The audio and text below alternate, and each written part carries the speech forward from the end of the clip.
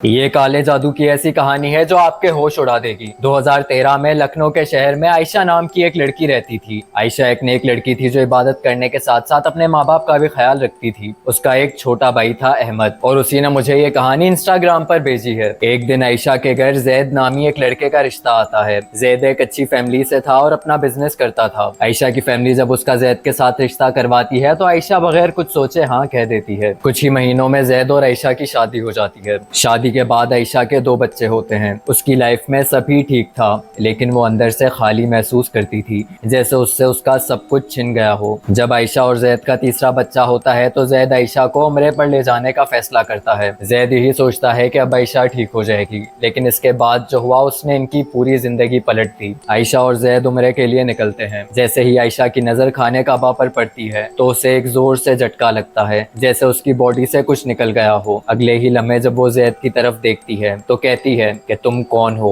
जैद को ये मजाक लगता है और उसे कहता है कि मैं तुम्हारा शौहर हूँ और ये हमारे बच्चे। आयशा कहती है कि ना तुम मेरे शौहर हो और ना ही ये मेरे बच्चे हैं। आयशा वहीं चीखना शुरू कर देती है। जैद बहुत परेशान हो जाता है और आयशा को इंडिया वापस ले आता है। आयशा ना तो जैद को पहचान पा रही थी और ना ही अपने बच्चों को। फिर उसके माँ बाप एक इमाम को घर ले आते हैं। अब तक तो सबको यही लग रहा था कि शायद आयशा पर किसी आत्मा का साया है। 2-3 महीने बाद जब इलाज होता है तब इमाम साहब को पता लगता है कि आयशा की जैद से शादी करवाने के लिए उसकी अपनी माँ ने उस पर काला जादू करवाया था। आयशा अपने ही मोहल्ले के एक लड़के अहमद को पसंद करती थी जो जैद जितना अमीर नहीं था, इसीलिए आयशा की जैद से शादी करवाने के लिए काला जादू करवाया गया। इमाम साहब ने कहा कि खाने काबा को देखते ही इसका जादू टूट गया और जादू के टूटते ही वो जादू की बुनियाद पर रखे हुए रिश्ते को भी भूल गई। आयशा को कुछ याद नहीं था। वो फिर कभी जैद के घर वापस नहीं जाती और ना ही उसे अपना शौहर मानती है। आयशा और जैद के बच्चों को आज जैद अकेला पाल रहा है और आयशा आज अपने घर के ऊपर वाले पोर्शन में बच्चों को ट्यूशन पढ़ाती है। आयशा की माँ की एक गलती ने कई जिंदगियां बर्बाद कर दी। हाँ तो भाई, इस कहानी से एक बात तो पता लगती है कि जादू की बुनियाद पर रखा गया रिश्ता चाहे कितना भी पुराना हो, जादू टूटते ही एक ही पल में बिखर जाता है। अगर आपके पास भी ऐसी कोई रियल कहानी है तो आप मुझे OMG कहानियां के इंस्टाग्राम पेज पर भेज सकते हैं।